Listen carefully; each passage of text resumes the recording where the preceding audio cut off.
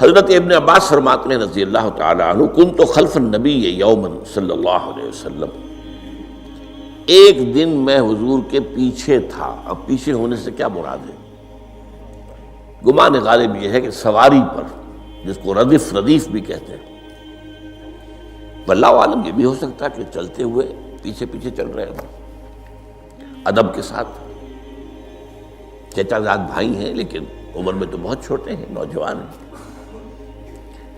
اس کیفیت میں حضور نے اب ان سے خطاب کیا، یا غلام، اے نوجوان، اے لڑکے کہا، اے لڑکے، اعلمک کلمات، میں تمہیں تلقین کرتا ہوں چند کلمات۔ اب یہ ہے حضور کا طریقہ تربیت و تعلیم و تزکیہ۔ وہاں کوئی مدرسے نہیں تھے، وہاں کوئی درس کی محفلیں تو نہیں ہوتی تھی، محفل تو ایک ہی ہوتی تھی ہفتے میں، اور وہ جمعے کا اجتماع ہے۔ باقی حضور کی صحبت ہے، فجر کی نماز کے بعد بھی آپ بیٹھے ہیں، صحابہ بھی بیٹھ گئے ہیں، کچھ گفتگو ہو رہی ہے، اسی میں تربیت، اسی میں تعلیم، اسی میں تزکیہ۔ وہ علیحدہ ذکر کے حلقے جو ہے وہ ضربے مارنے کے لیے، یہ تو نہیں تھے، یہ تو بات کی ایجاد میں تو سب مانتے ہیں کہ یہ بات کی ایجاد ہے، یہ مسنون چیزیں نہیں۔ بہرحال حضور نے اے لڑکے یا اے بیٹے، جو بھی آپ اس کا ترجمہ کریں، میں تمہیں چند باتیں سکھاتا ہوں۔ مطلب کیا ہے؟ وَعَلِّمُكَ كَلِمَاتٍ، توجہ سے سنو، غور سے سنو، حفظ جان بنا لو۔ احفظ اللہ یحفظک، پہلا کلمہ، اللہ کی حفاظت کرو وہ تمہاری حفاظت کرے گا۔ اب اس سے مراد کیا ہے؟ عام طور پر سمجھا گیا ہے کہ اللہ کے احکام کی حفاظت کرو، کوئی حکم ٹوٹنے نہ پائے،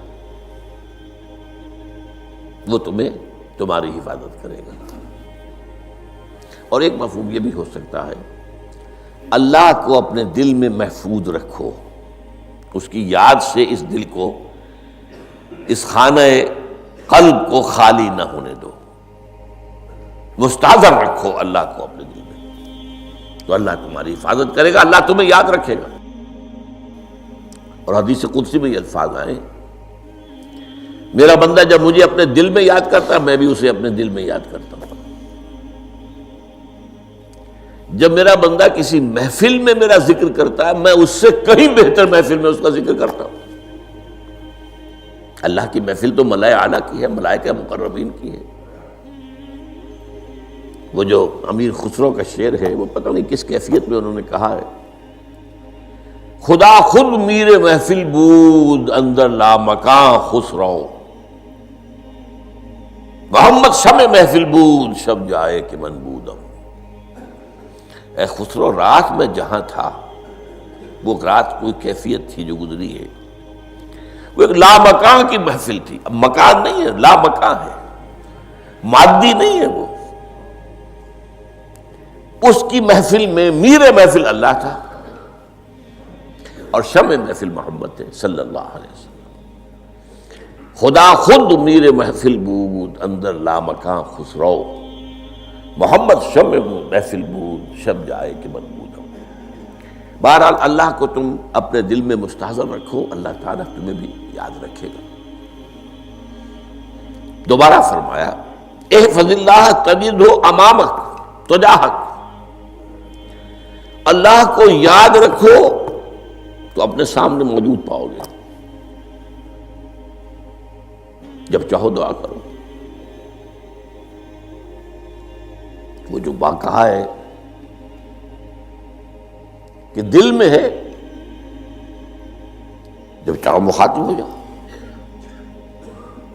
دل کے آئینے میں ہے تصویر یار، جب ذرا گردن جھکائی دیکھ لی، کہیں دور تو نہیں، نحن اقرب الیہ من حبل الورید۔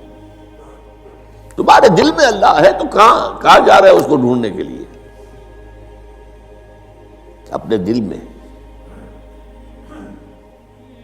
وہ جو بے دل نے کہا ہے، ستم استگر ہوست کا شبد کہ بے سیر سر وہ سمندرا، تجھے غنچہ کم نہ دمیدہ در دل کشا بچمندرا۔ بڑے ستم کی بات ہے کہ تمہارا دل کہتا ہے چلو ذرا باغیچے میں چلو، پھولوں کی سیر کرو، یہ گلاب کا پھول ہے، یہ موتیا ہے، یہ سیر، ستم است، بڑے ستم کی بات ہے، کیوں یہ ستم، کیا ہو گیا اس میں؟ ستم است گر ہوست کشد، تمہاری خواہش تمہیں کھینچتی ہے کہ بے سیر سر و سمندرا، سر و سمن ذرا ان کی سیر کرنے کے لیے آؤ، تجھے غنچہ کم نظر، تو خود ایک غنچہ ہے، تو خود ایک پھول ہے، اللہ کا بنایا ہوا اشرف المخلوقات، وہ اشرف المخلوقات سے بڑا کوئی پھول ہو سکتا ہے؟ تجھے غنچہ کم نہ دمیدہی، در دل کشا، اپنے دل کا دروازہ کھولو، بچمن درا، اس کے اندر جو چمن آباد ہے وہ کیا ہے؟ روح ہے،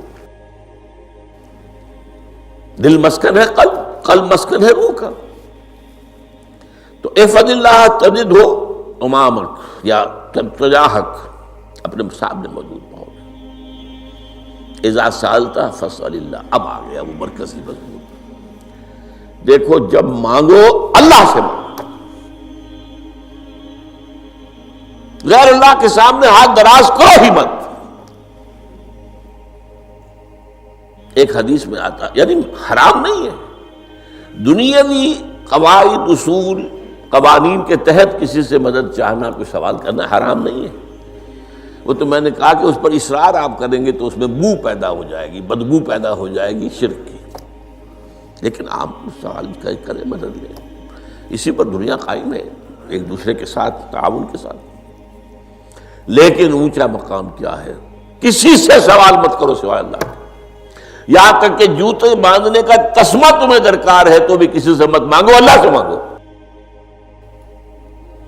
کیا پتہ اللہ کس کے دل میں ڈال دے اور وہ آ کے تمہیں تسمہ پیش کر دے، ہوتا ہے ایسا، بسا اوقات ہوتا ہے، جو اللہ کے ساتھ لو لگا کر رکھنے والے ہیں ان کے تو ایسے واقعات ہوتے ہیں کہ دل میں ایک بات آئی اور اس کے بعد وہی بات جو ہے وہ کوئی شخص آ گیا، اس نے وہ بات پوری کر دی، کیونکہ لوگوں کے دل جو ہے وہ تو اللہ کے دو انگلیوں کے مابین جسے چاہتا پھیر دیتا، کیا پتہ اللہ کسی فرشتے کو انسانی شکل میں بھیج دے، آتا ہے فرشتہ، آتا ہے انسانی شکل میں، آتا ہے آپ کی تکلیف کو رفع کر دے، آپ کی ضرورت کو پورا کر دے، اسی سے مانگو، کسی اور سے مانگو۔